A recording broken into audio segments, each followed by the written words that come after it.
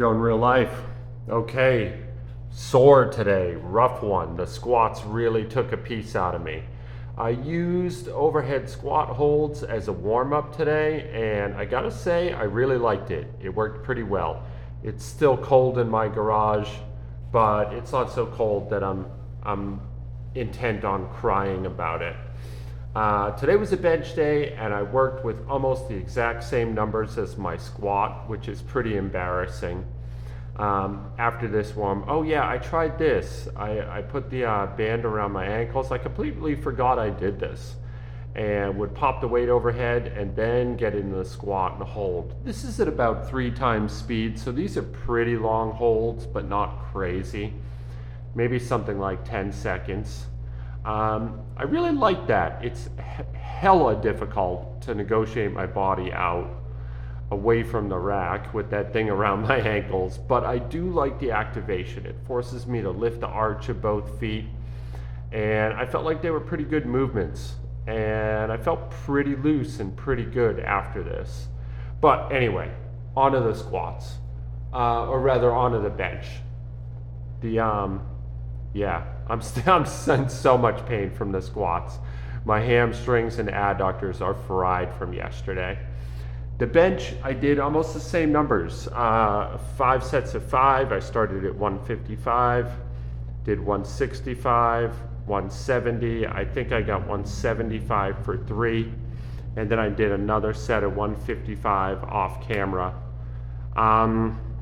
They moved good. I felt strong. You know, I would love to be able to squat more than I can bench. I just feel like that should be a necessary thing about the human body. And I mean, truth be told, I can squat more than I can bench, but rep-wise, I'm stronger on the bench than I am squats. Or it's so close that the difference doesn't matter, you know?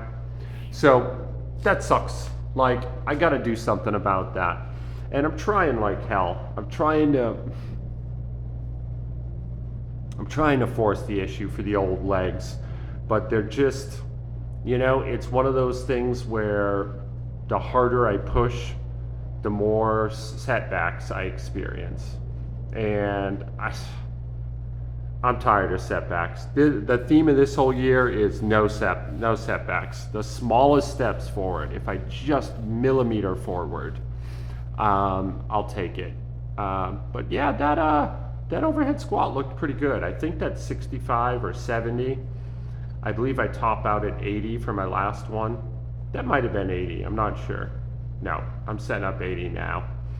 And I had to stop the video and go outside and help my son get his scooter out of the Jeep and come back in. So that's gonna happen here pretty soon.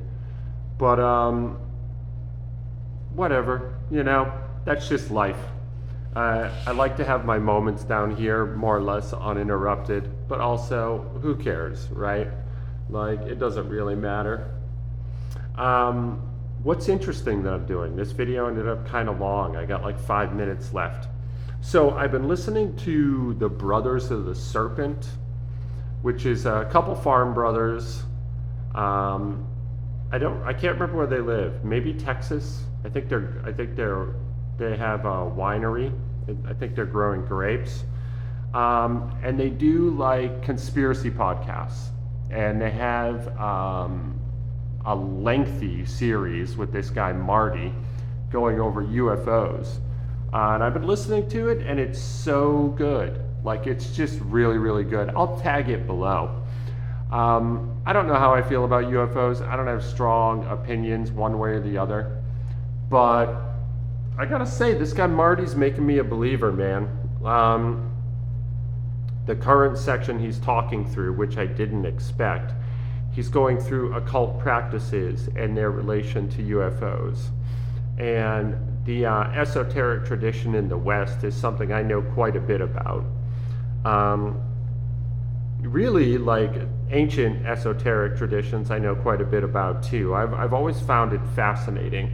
I always saw it as more practices of self-study and self-discovery than I did any connection with ethereal beings in another realm. Um, and I don't think my mind has been changed about that, but I appreciate the divergent point of view, you know? Like it could easily be external forces. Um, I guess that's where I'm frustratingly agnostic, you know? My son, who's a staunch atheist, likes to call me a coward whenever I say these things. And I do think that, like, agnostics, it is a cowardly view, you know? But I also think it's a sensible view. And I tend to lean in, like, I just don't know. And I'm not going to throw my hat in with either camp, you know? Do we live in a completely materialistic and deterministic world with only the delusion of consciousness to propel us forward for reasons that are as irrelevant as they are unknown? Or is there a greater reality than the one that we witness? And are we part of a larger design towards a different sort of end? I think both, you know what, honestly, both feel silly to me. They really do.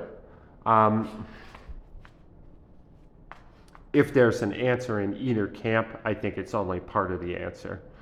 And I suspect in the next coming decades, much more will be revealed, you know, with the advent of artificial intelligence and our push forward into progress, but now supplemented with a mind that far exceeds our own. I think that some really, truly strange things are going to be revealed.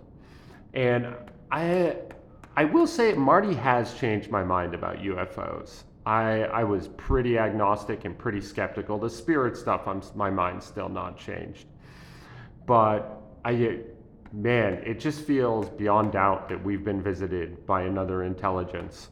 Whether it's an intelligence in another dimension, an intelligence hidden on this very planet, or extraterrestrial intelligence, I'm not sure. And nobody could be. But that we've been visited, I mean, that seems beyond doubt at this point, you know? And what interests me is, like, why isn't that a bigger deal? You know? Like, I feel like we have quite an abundance of evidence at this point. And how come it hasn't changed our lives? Like, how come we all don't live wildly different existences because of this? So I guess I put that question forward into the comments. Like, why haven't we changed? You know? For real. Like, if we know that there's something beyond us out there, then why haven't we found some venue of investment or devotion towards it? That just seems like it would have to be the case, right? That, like, if your doubts are removed, then you'd find some way to be of service. Anyway, I'm just rambling now. This is Joe in real life. This was bench day. Only 3 reps on 175. That's okay. I'll get over it. I love you guys. Be good to each other out there. I'll talk to you tomorrow.